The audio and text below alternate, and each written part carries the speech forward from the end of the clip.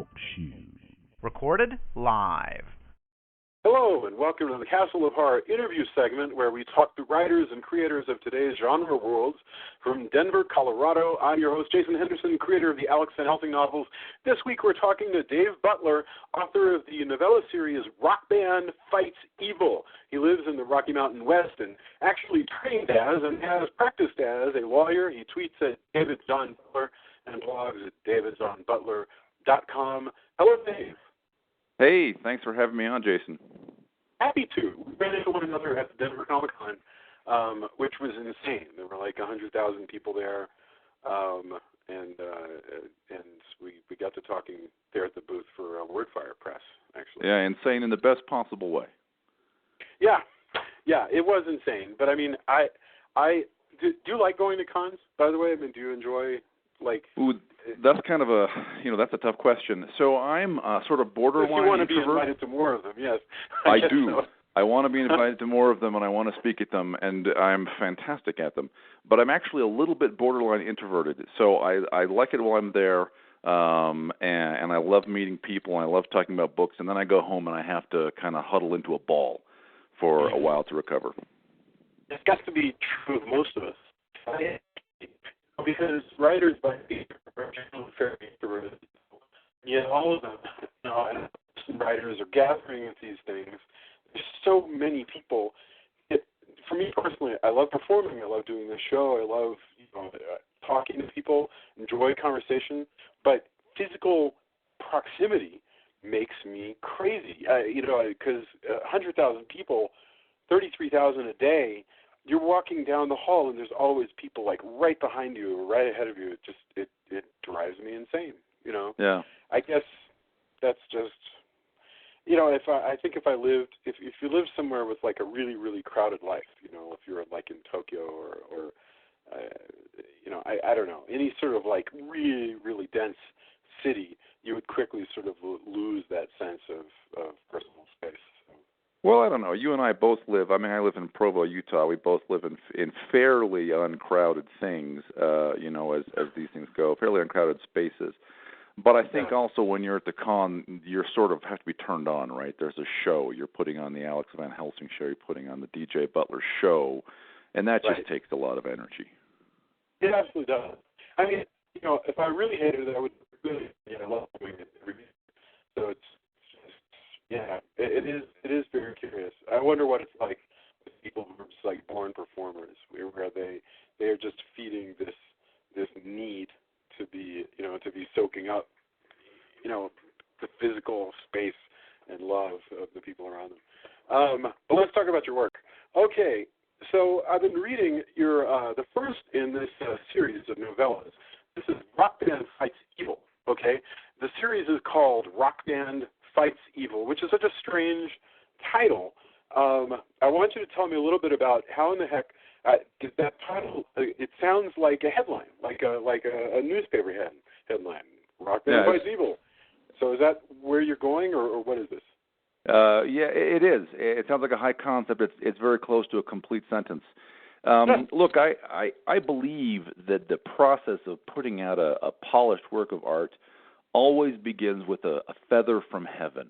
You get something for free, and you may be on the bike or up hiking or baking brownies or whatever you're doing out there in Colorado, and you get and you. And this is my experience. Those things in Colorado. It's a lovely place, and you get something, right? And that something could be a character idea. It could be an idea about a conflict or a setting. My experience is the challenge, the work, the skill in being a novelist and being a writer is taking that thing and turning it, having the craft and the perseverance to turn that ultimately into a polished, finished work. So for me, in this case, The Feather from Heaven was actually the title. Like the series title, Rock Band Fights Evil, struck me, and I thought that speaks to something, that tells me something about what's going on in this series. In the same way that, for example, Larry Correia's books, The Monster Hunters International, right? That tells you something what's going on. And I said, okay, so what would it be? And I started noodling from there. Yeah. And you put together, so I've been reading this, and it's literally just a rock band. It's like a band that you would find in a, you go to a sort of mid-level bar, on a Friday night. You see a band playing there, and so it's literally a band, except for that they happen to all have special skills and powers for fighting the forces of darkness. Right, and special curses, right? They're all in some sense damned or stymied, and so the ongoing story is about their efforts to overcome that. So is that the deal? Like these, because where I am about halfway through the first one. Oh yeah. These the performers are all like they're beholden. Are they damned? Are they actually like are they condemned to hell, for instance? And so there's okay. It's a great question. Some of them yes, some of them no. They have different challenges, and all of them center around a hope that somehow the Prince of Darkness, right, Satan, can fix their problem. Some of them are literally damned. The lead guitar player is a character named Eddie Marlow, and Eddie, in good traditional fashion, went down to the crossroads one day to sell his soul to Satan. And Eddie really colossally screwed up because although he said, look, I want to be, making his bargain, I want to be the greatest rock and roll musician who ever lived, he failed to specify an instrument. And so the Prince of Darkness made him the greatest tambourine player who ever lived.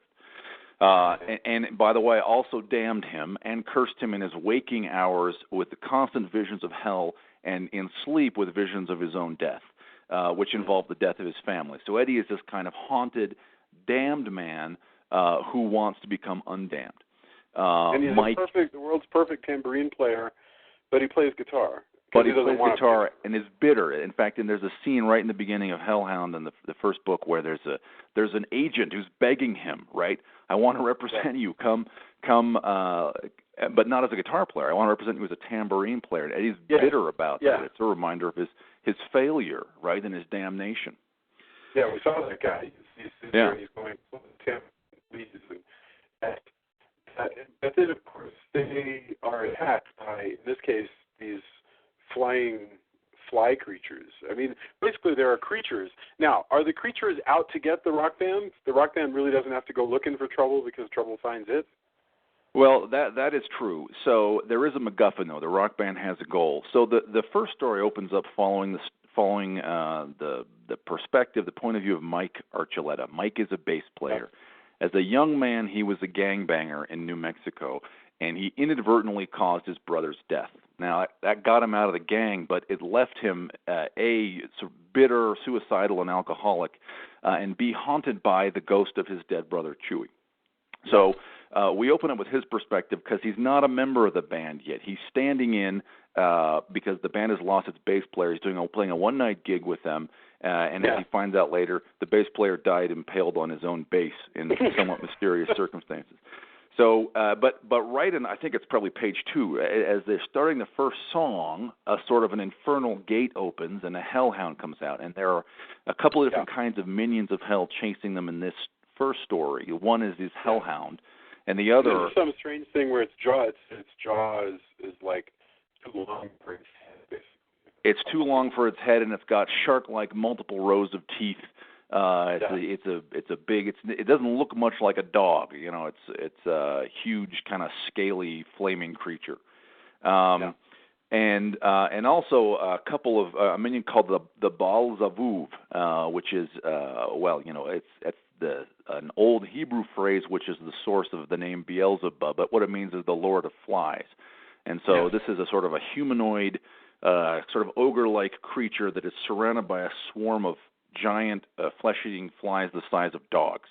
So these out is that these flies have come to attack them, but the Lord, the Baal, has gone somewhere else. Right, and so from the first minute, there's this fight going on. Mike, the band tries to get him out of the fight, but fails. He gets drawn in. In the first story, Mike's arc is deciding to join the band because he thinks this is a way he can possibly redeem himself and put Chewie to rest. But what the band itself is actually after, they're not just running; they are being pursued, but they're actually after. We find out later in the story is that Satan for 1,000 years is imprisoned under a vat of holy water in the wastes of Dudale, which are now out in New Mexico. So the story opens in this rural, highway bar out in the New Mexican desert. And during his imprisonment, Satan lost a fragment of his hoof.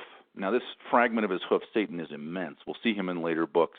So it's like the size of a scimitar. It's a big toenail clipping.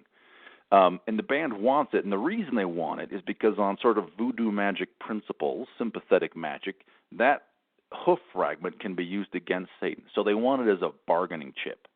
They want to be able to go back to him and say, look, we want these things, and we'll give this back to you.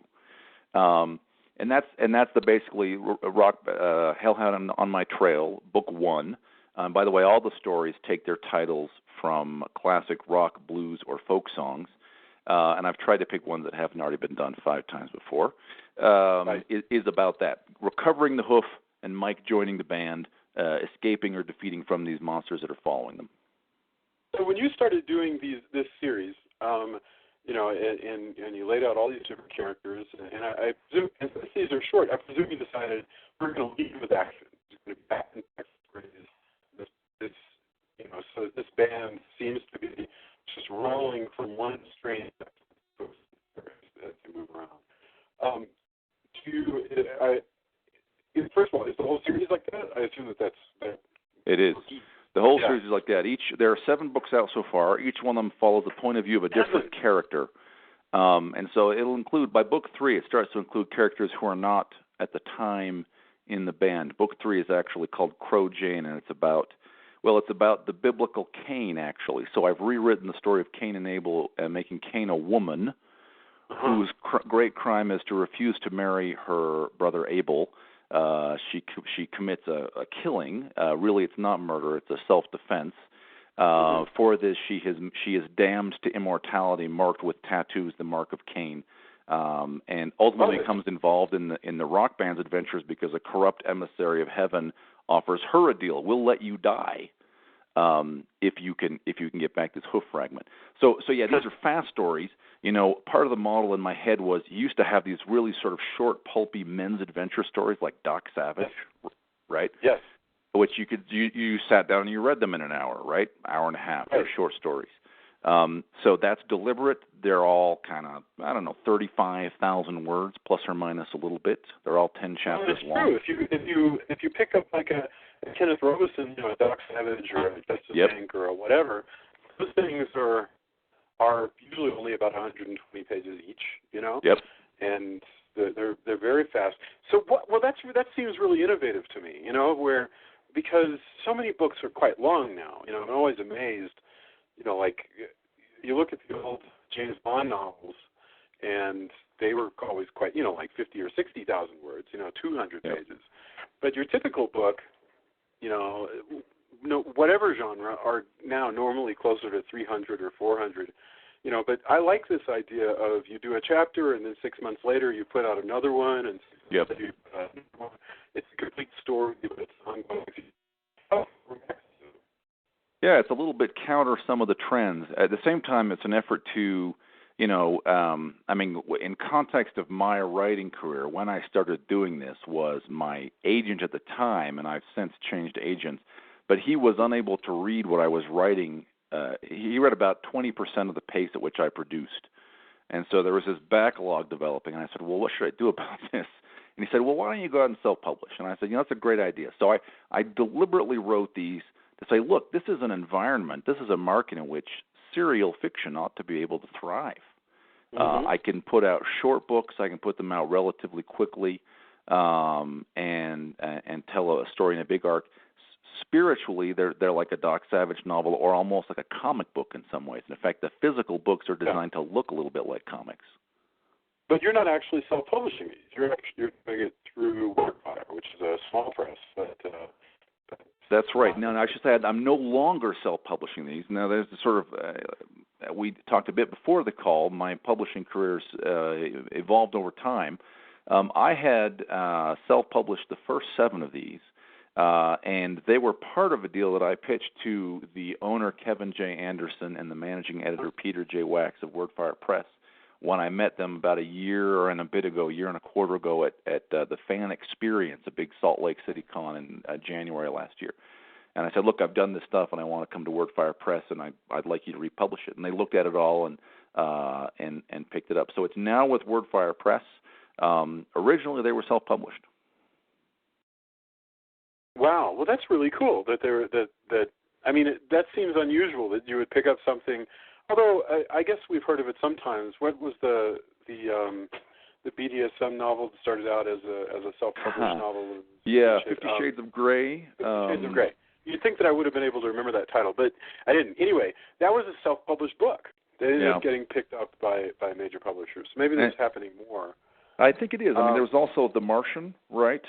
Was originally a self-published book. There was, I forgot her name. There's a young adult writer who had written multiple series, and now I'm forgetting it. So there have been a number of examples. Those are higher profile than me. But at the risk of, I don't want to characterize too broadly, I think one thing that's happening as technology changes the industry is larger presses are able to look at the self-published or the small press space as a kind of a farm leagues and say, yeah, I get it. A farm league. I like that idea. Or, you might think of it as an IP incubator. Right, exactly, like a startup incubator. Look, we can see this woman. She's been out there writing. How is she doing on her own? Right? Yeah. Does she carry herself well? Does she write well? Does she understand marketing?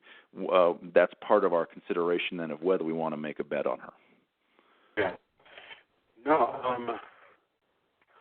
What I want to ask you about? So what is? I wanted to find out how people are reacting to these books. I mean, I looked on Goodreads and I found that lots of people had been, responding and writing reviews. I mean, do you hear from readers or fans? I do. I actually haven't looked on Goodreads for a long time. I had an account there at one point, and I just, this is a long story. I got too busy for that. It's one of the pieces that I sort of left on autopilot or left off. I do hear from readers. People come friend me all the time. One of the most gratifying experiences about being a writer, and this happened to me first with respect to HELLHOUND on my trail, though it's happened for other books at this point, is when a stranger walks up to you and says, "You wrote book X. That book is amazing." And I had that happen about 5 months after I first published HELLHOUND, and I was at a convention in Salt Lake, a small steampunk convention called Salt City Steamfest, and this kid walked up and he was kind of shaking. And he had it in ebook, so he had me sign the back of his iPad, right? Wow, that's nice. That's really cool. Yeah. Now, of course, not everyone, you hear from people and they're not all fans, right? and that's part of the deal. People seem to get it. I mean, to some extent, people, at least when they write reviews, it could very well be that people only bother to write reviews of stuff that they like. But I saw people reviewing it where they had said, hey, this reminds me a lot of Monster Hunters, International, or this reminds me of Kolchak the Night Stalker, and I like it, and I like reading the next one. I think maybe you've hit on something really interesting with this notion of short books and then get another one and get another one. I really love it. It's an experiment that I kind of wish more people were doing. What else do you have coming out soon that you might want to talk about? Well, I've got a couple other things with Wordfire Press that are out now. I've got a dark science fiction dystopian novel called Creshling, which is about initiation by ritual murder, control of people by guilt, and one young person's refusal to participate. I've got a steampunk novel out now also called City of the Saints, which is set in Salt Lake in 1859. It's a spy versus spy tale featuring Sam Clemens versus Edgar Allan Poe. It's actually a heck of a lot of fun. Carnivorous, flesh-eating, mechanical scarab beetles and amphibious steam trucks and airships and great stuff. Coming out next year, this is very exciting. We've kind of alluded a couple times to the bumps and turns my career's taken. My big press debut is next summer. That is also a steampunk novel. The first of a middle reader series. The book will be called The Kidnap Plot. It is an action, fantasy, steampunk retelling of Pinocchio. Oh, lovely. That's a great concept. That's really cool. Oh, It's wow. a fun book, and I've got a terrific cover, and very excited about that. Who's the publisher? The publisher is Knopf. My editor is Michelle Frey, who also has edited a lot of great award-winning stuff, but in the kind of fantasy space, did the Aragon books, the Inheritance saga, so Aragon and sequels, and